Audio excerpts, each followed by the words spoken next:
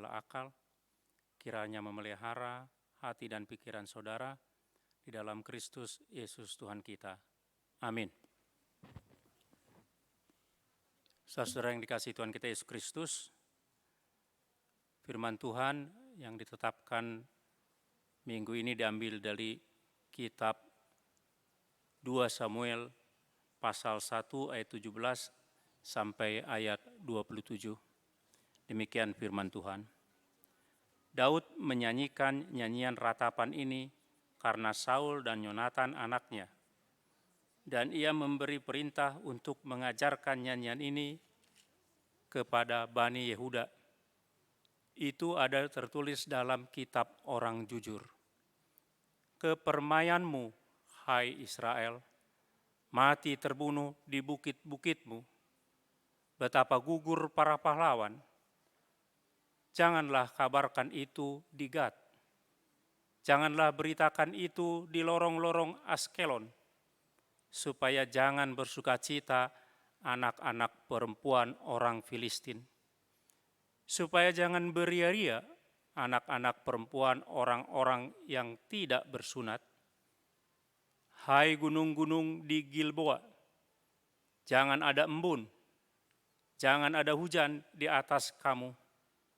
Hai padang-padang pembawa kematian, sebab di sanalah perisai para pahlawan dilumuri, perisai Saul yang tidak diurapi dengan minyak, tanpa darah orang-orang yang mati terbunuh, dan tanpa lemak para pahlawan.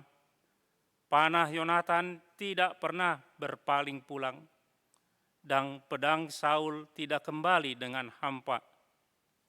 Saul dan Yonatan, orang-orang yang dicintai dan yang ramah dalam hidup dan matinya, tidak terpisah.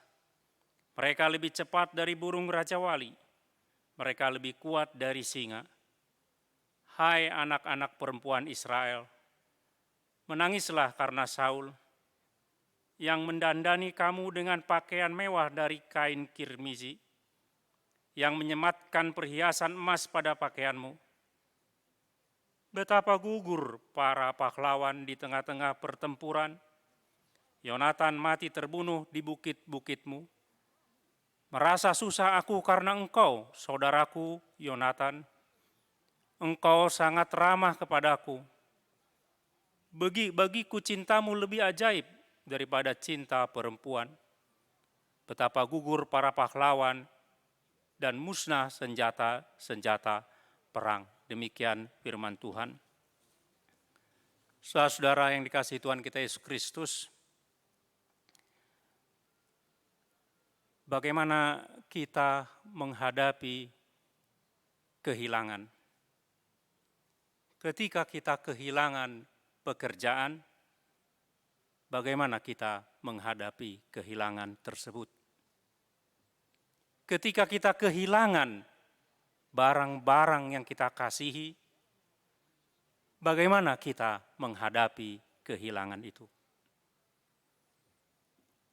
Dan ketika kita kehilangan orang-orang yang kita kasihi, bagaimana sikap kita menghadapi kehilangan yang kita kasihi? Saudara-saudara, banyak bangsa dan suku bangsa yang mempunyai tradisi meratap. Orang Batak juga mempunyai tradisi meratap, terlebih ketika ditinggalkan oleh orang yang dikasihi.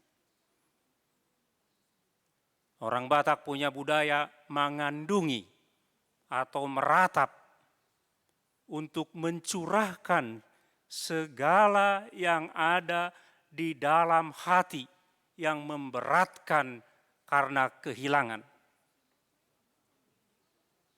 Biasanya kata-kata halus diucapkan dalam andung orang Batak. Disitulah diletakkan kata-kata yang halus seperti simakudap, simajojak, dan lain-lain. Saudara-saudara,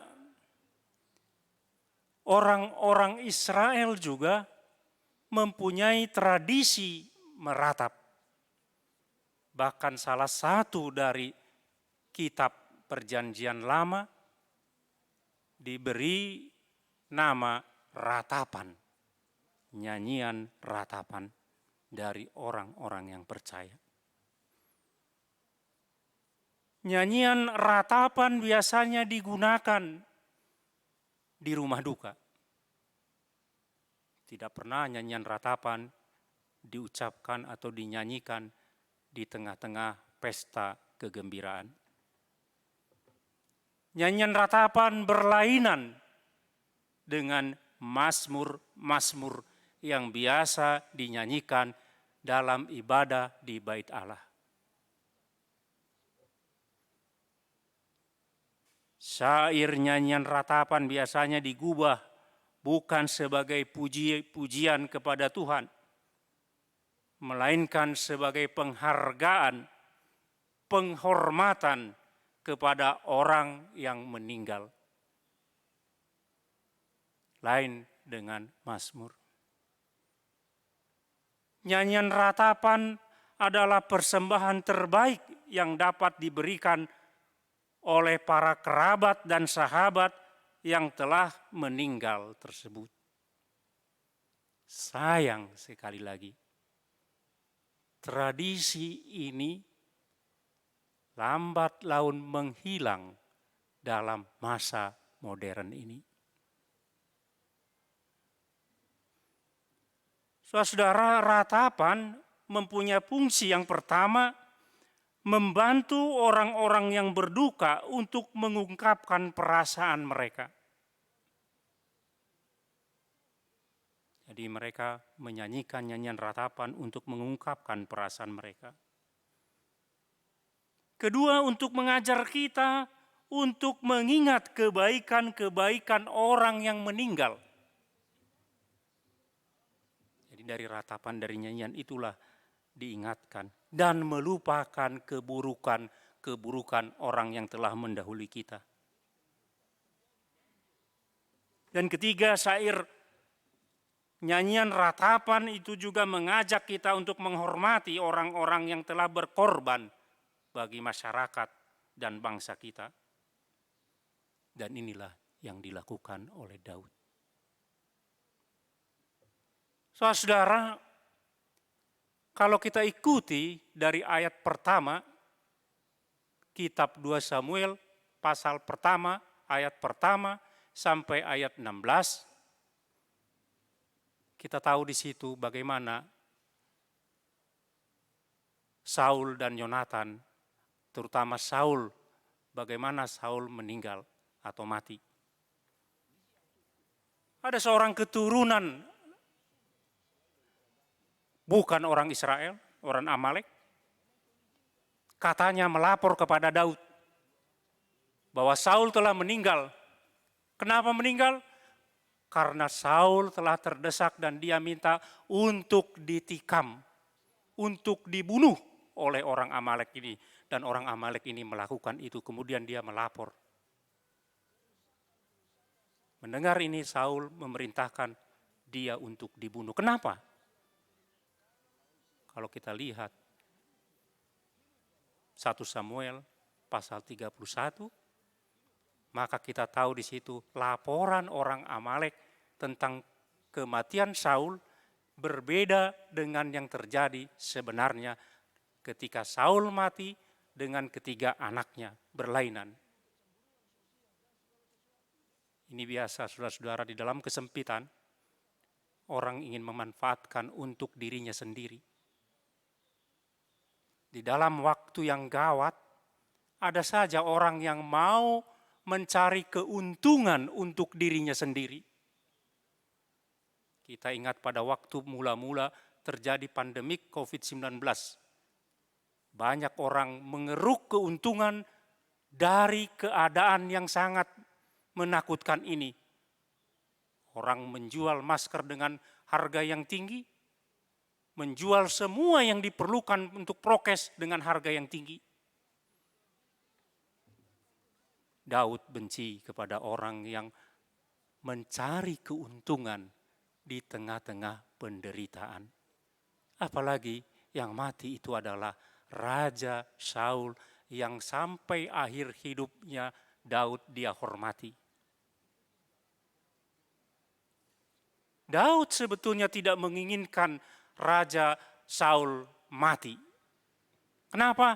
Karena sudah 2 kesempatan sebetulnya Daud dapat membunuh Saul ketika dia dikejar-kejar. Tetapi dia tidak mau melakukan itu. Tetapi dia tidak mau membunuh raja yang telah diangkat oleh Tuhan, diurapi oleh Tuhan. Dia hormat dan setia sampai akhir. Dia tidak mau membunuh itu.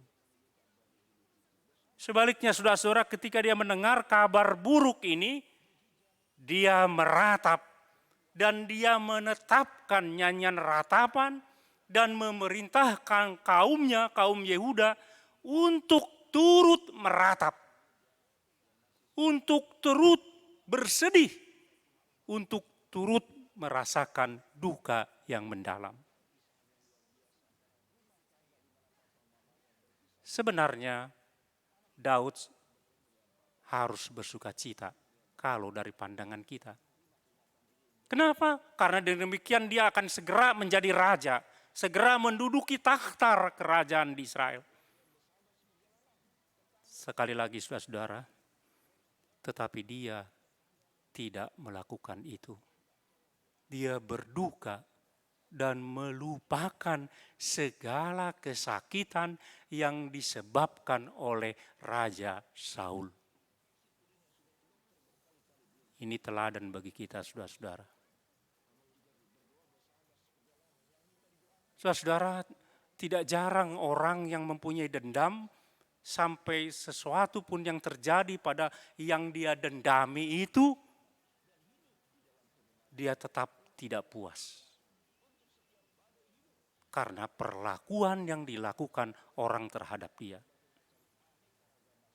Dalam teks kita, Daud melupakan semua kebusukan, kerusakan dari Saul.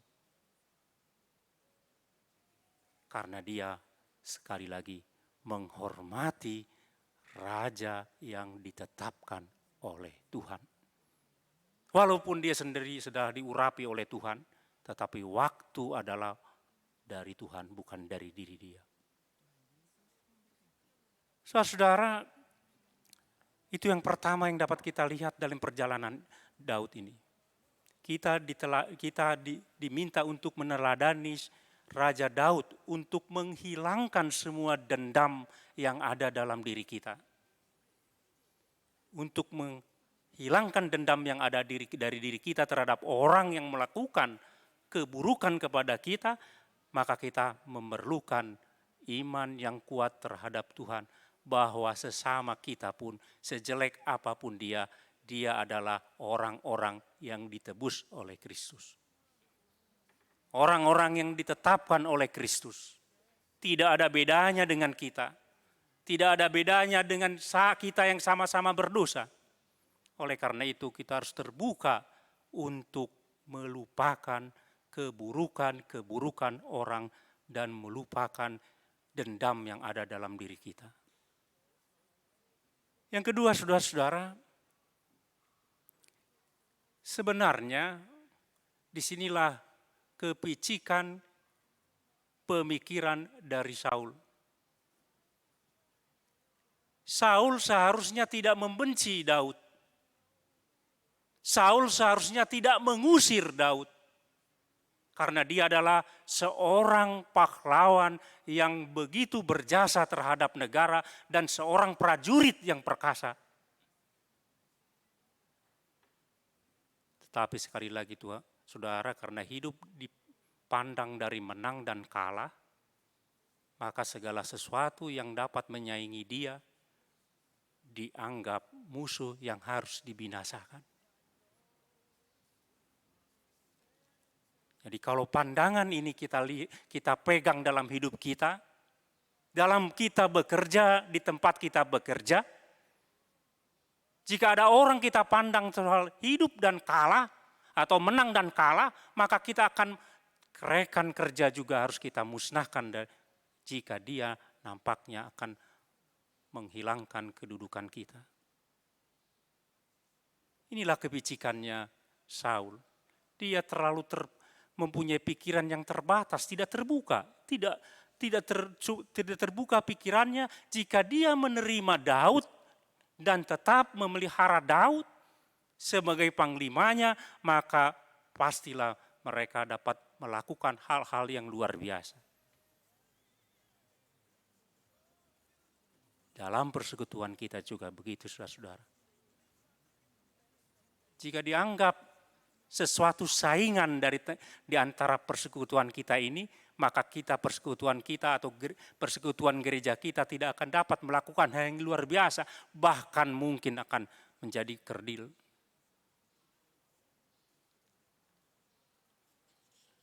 Hidup ini bukan soal menang dan kalah. Hidup ini adalah soal kebersamaan untuk mencapai sesuatu yang luar biasa dalam hidup kita ini, dalam persekutuan kita. Kalau hidup dipandang sebagai menang dan kalah, maka pastilah banyak hal terjadi, permusuhan, pertentangan, intrik, dan lain sebagainya. Oleh karena itu, saudara-saudara, jangan tiru Saul, tapi tirulah Daud yang dapat melupakan kesalahan-kesalahan dari Saul. Dalam syair ratapan Daud ini, dia mengungkapkan tentang Saul dan Yonatan dalam 3 hal. Yang pertama, Saul dan Yonatan adalah orang-orang yang telah membela kehormatan Israel. Kematian mereka dapat menjadi alasan bagi musuh untuk menghina mereka. Maka Daud meminta untuk tidak bersukacita akan hal ini. Kalau kita memandang orang-orang di sekitar kita, saudara-saudara, bahwa mereka semua ini yang ada di sekitar kita, dalam persekutuan kita, dalam pekerjaan kita, ataupun dimanapun itu, mereka adalah orang-orang yang telah memberikan kehormatan dalam persekutuan kita. Maka kehilangan mereka merupakan suatu aib yang harus dihindarkan. Kalau kita pandang orang-orang dalam persekutuan kita demikian, pastilah persekutuan itu begitu indah. Yang kedua, saudara-saudara, Saul dan Yonatan adalah prajurit-prajurit yang handal di medan perang.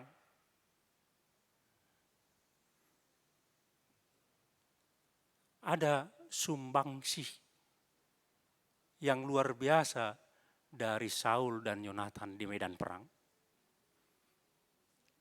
Ada sumbangsi dari orang-orang di sekitar persekutuan kita ini. Itu sebabnya iklan rokok berkata, nggak ada lu, nggak rame. Tanpa persekutuan orang di sekitar kita, mungkin akan berkurang sesuatu dalam persekutuan itu.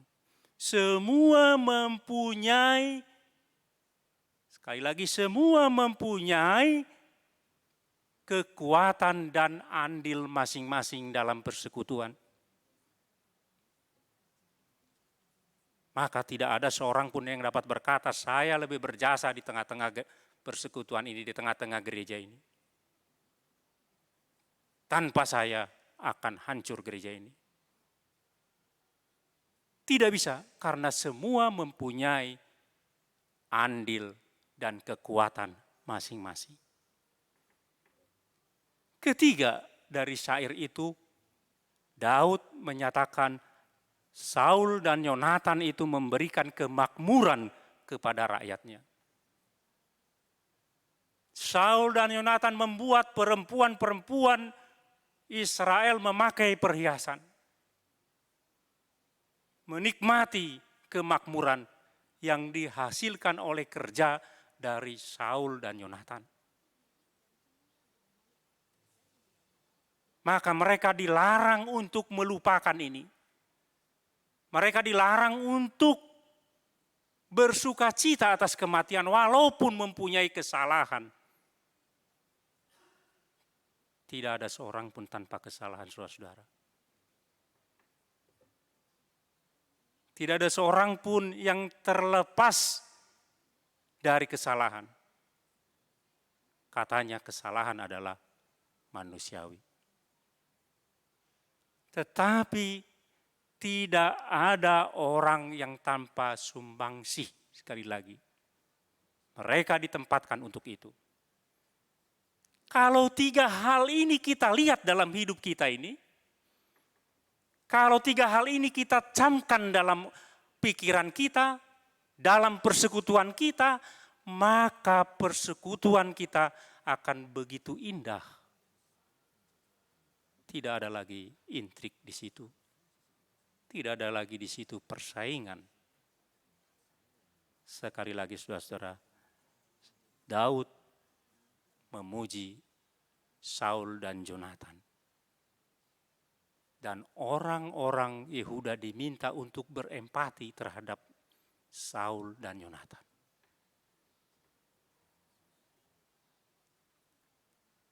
Kalau tema dari khotbah kita hari ini adalah kasih persaudaraan atau persaudaraan dan dalam kasih, maka salah satu dari unsur dari kasih adalah empati. Berempati terhadap orang-orang yang berduka. Kalau itu kita tekankan sekarang dalam keadaan kita, maka kita juga harus berempati terhadap saudara-saudara kita saat ini yang menghadapi hal-hal atau menghadapi penyakit yang datang kepada mereka. Kita harus mengempati terhadap itu dan itu harus kita tunjukkan dengan nyata dalam hidup kita ini, bukan hanya lip service.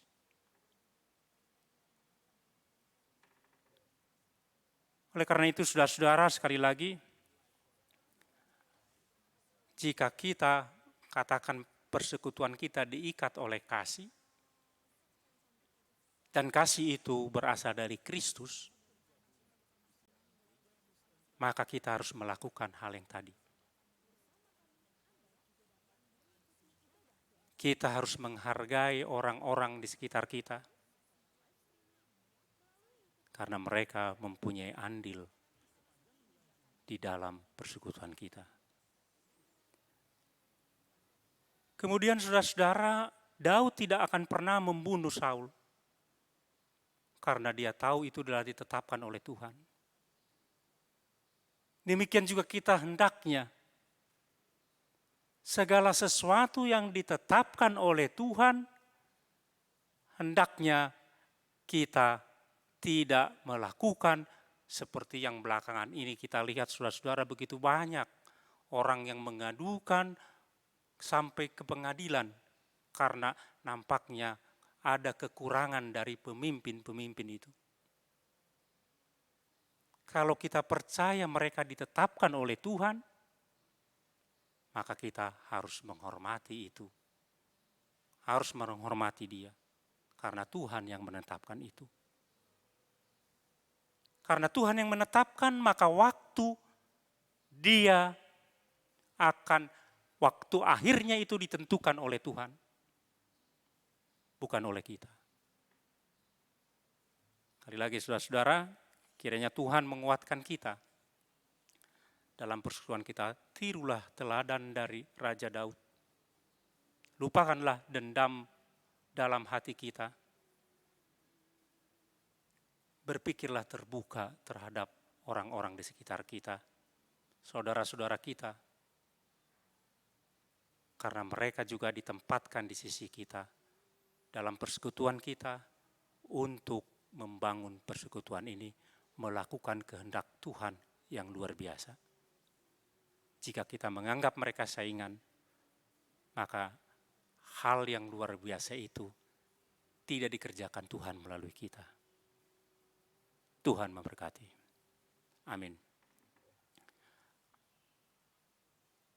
Bapa kami di surga, terima kasih Tuhan Engkau mengingatkan kami melalui firman-Mu pada hari ini Tuhan, bahwa apapun yang dilakukan orang terhadap kami Tuhan, biarlah kami dapat menerima itu Tuhan, dan tidak menanamkan dendam dalam hati kami untuk membalaskan kepada mereka Tuhan. Teladan dari hamba-Mu Daud telah Kau berikan kepada kami Tuhan. Terima kasih Tuhan, ingatkan kami dalam kehidupan kami sehari-hari. Sering kami melupakan itu Tuhan, tetapi kami percaya Roh Kudus-Mu akan mengingatkan kami. Terima kasih Tuhan, di dalam Kristus kami berdoa. Amin.